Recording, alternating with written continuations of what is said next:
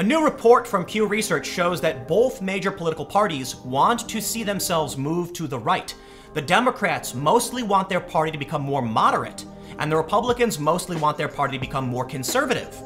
We can also see from this report that the #1 priority for Americans is the economy, which says to me Donald Trump has a huge advantage going into 2020 for a couple reasons. For one, the economy has been really great since he took office.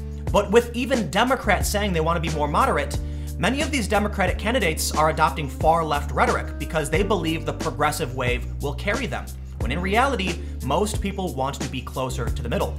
There are some other issues too, like the fall of New York digital media, that says to me maybe the US is heading to a more conservative space, from investment to sentiment. So today, let's take a look at this report from Pew Research and some of the other issues surrounding a push to the right in America. But before we get started, make sure you follow me at minds.com/Timcast. There have been many changes to the YouTube algorithm, so I want to set up on a different platform to make sure if anything happens here on YouTube, you can still find my work at Minds. And if you want to support my work, the easiest way is simply to share this video and help spread the message. This tweet made its rounds yesterday from Pew Research Center. Most Republicans want to see their party move in a more conservative direction. 53% of Democrats want the party to move in a more moderate direction, while 40% favor a more liberal direction. What's interesting about this is that Democrats do mostly want to go more conservative, but there's still a decent amount of people who want to go more liberal. It would seem that Democrats are pretty divided on the direction they need to go. And I want to highlight this graphic I've shown time and time again from The Economist, where we can see that since 1980, the Democrats have begun to spread out further and further left, while conservatives have actually started to come together around core ideas. What's interesting here is that the Pew data kind of agrees with this, that Republicans are in more agreement in the direction they need to go than Democrats are. Democrats are actually rather split.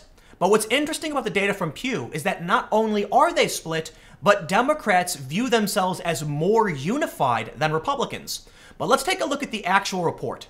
It's titled Public's 2019 Priorities: Economy, Healthcare, Education, and Security all near top of the list. Growing share sees great deal of difference between the parties. At the outset of Donald Trump's third year in office, the Public's to-do list for the president and the 116th Congress spans domains with the economy, healthcare costs, education, and preventing terrorism, all cited as top priorities by majorities of Americans. The Public's agenda for the president and Congress is only modestly different from a year ago, but it reflects a continued evolution of the national agenda. Taking a look at this graph, Public's policy priorities for 2019, we can see that several of the top issues are going to play well for Trump, the economy, for instance, and terrorism. I don't think Trump would score well with healthcare costs or education, but he could. However, with the economy being #1, this will be a huge advantage for Trump going into 2020. But let's take a look at how people are feeling in the political parties. This is the graph we just looked at over on Twitter. We can see that in 2019, 53% of Democrats want to be more moderate and 40% want to be more liberal.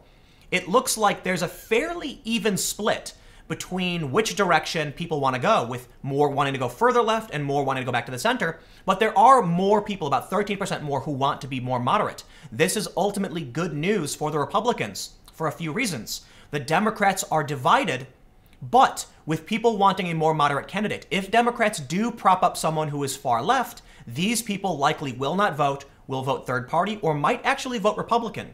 And when we look at Republicans, we can see in 2019, 58% want to be more conservative, but only 38% want to be more moderate. And it's very unlikely that these people who are Republican and want to be more moderate would be willing to support a far left candidate. To me, this data says nothing but good things for Republicans coming into 2020. But in spite of that data, probably one of the most interesting things to me in the report is that Republicans view themselves as more divided than Democrats do. They say in January 2019, 41% of Republicans feel mostly divided, and only 55% feel mostly united. Now, this is a big change from 2017, where most felt they were divided and only 35% felt united. But in reality, from all of the data we've seen, it shows that Republicans actually are united, and the Democrats are more divided, but 63% feel they are more united. Now, I think there's a simple reason for this. Democrats are united around their hatred for Donald Trump, and thus, when asked, everyone's going to say, you know what, I don't like Trump, therefore they feel like they have a common cause. But keep in mind, Trump won't be in office forever. And when he goes, that split is going to negatively impact the Democrats. We've already seen Ocasio-Cortez vote against her party, refusing to reopen government because it could fund ICE. That seems like a very Trump move to do. Now, although the economy is the number one priority, it's dropped steadily since 2011. In 2011, strengthening the nation's economy was 87%. In 2015, it was 75%, in 2018, it was 71%, and in 2019, it was 70%. But I think there's a really simple reason for this, especially since 2015. The economy has been doing really, really well. Many people probably aren't seeing the negative impacts of a bad economy, and thus it's not, out of sight, out of mind. They don't think about it, therefore it's not their biggest concern. And then we can see that healthcare costs are becoming a much bigger priority, from 61% in 2011, moving up to 69% by 2019, and this makes a lot of sense. Many people probably cared more about the economy, but now that the economy is doing well, they're looking to the next big issue, their healthcare costs. We can see the 8-year change is -17 for economy and +8 for healthcare.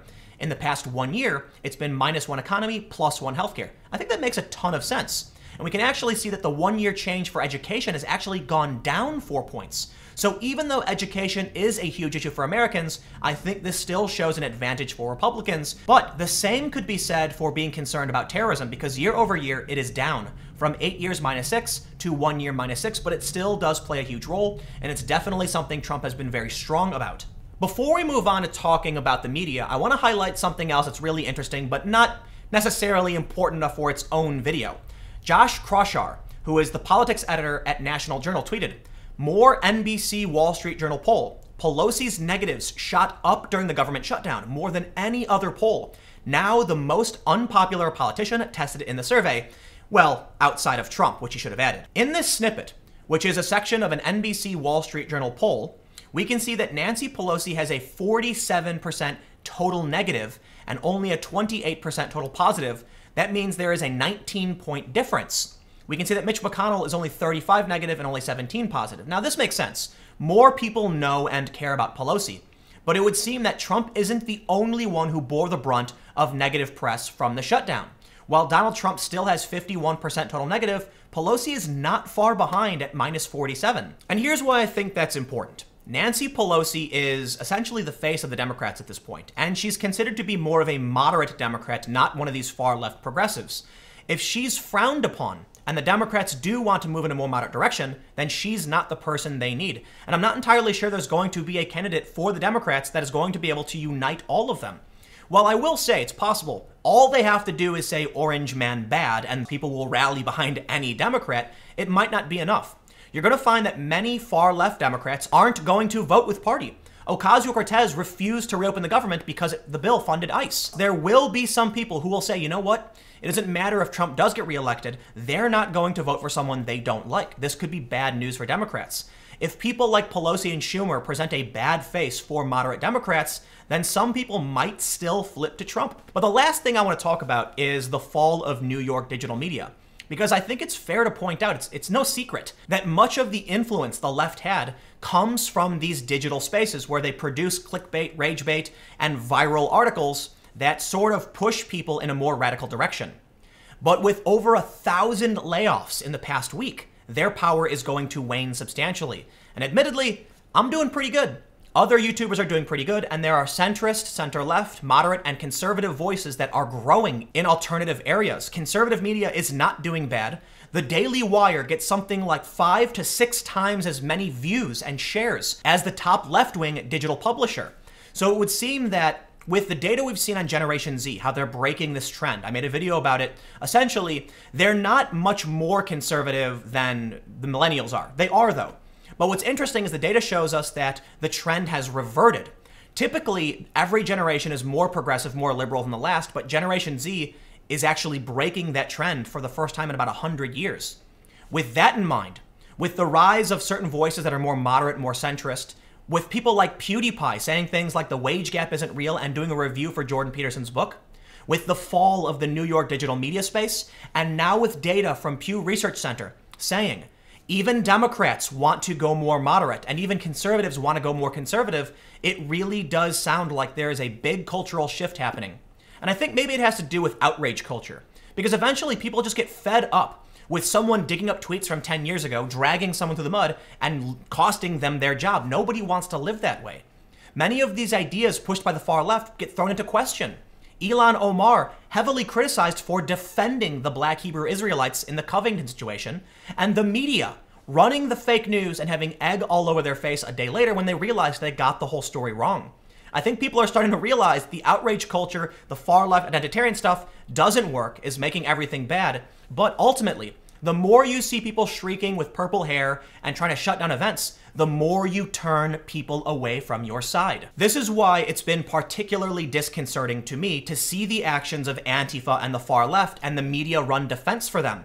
Because regular people care about the economy. They don't care about your weird obsession with a tiny fraction of people who hold ridiculous political views. We know that the far right, as they describe it, the white nationalists and supremacists, are a tiny group of people, but for some reason, the media won't shut up about it, acting like it's the end of the world and there's millions of them. They've actually run articles claiming that to be the case, when even the Southern Poverty Law Center and the Anti-Defamation League say it's only about 10,000 in the entire country.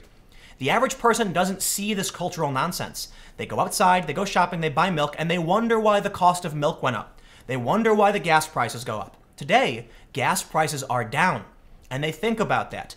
And when it comes to elections, when it comes to their perspective, seeing these fringe weirdos run amok throughout the streets, bashing people over the head and starting fights, is not something they want to vote for. Seeing newly elected progressive politicians defend people who tried to join ISIS, yes, that actually happened, or defend the Black Hebrew Israelites is not something they want to vote for. And we can see this reflected in the Women's March. The anti-Semitism controversy covered by the New York Times led to the fracturing of the Women's March, yet for some reason, progressives like Ocasio-Cortez still insisted upon speaking at this event, even when mainstream Democrats said enough. It says to me that the left is fractured, is fracturing further, and regular folks want to be more moderate. I can only assume that this is going to push itself into 2020 with bad news for the fringe and far left. But let me know what you think in the comments below, and we'll keep the conversation going. How do you feel about all this data? Look, Democrats want to go more moderate. It doesn't mean they want to be conservative, but it definitely looks like at least more than half of them want to move away from the far left. But there's still 40% that want to go far left, so this could just result in a divided, a fractured Democratic Party. And interestingly, I made a video about this not that long ago, only about a week ago, where I said Democrats are being fractured by far left extremists, and now we can see the data from Pew Research. But maybe I'm wrong. Comment below, we'll keep the conversation going. You can follow me on Minds at Timcast, and I'll have more videos on my second channel, youtube.com/TimcastNews, starting at 6 p.m. Thanks for hanging out, and I will see you all next time.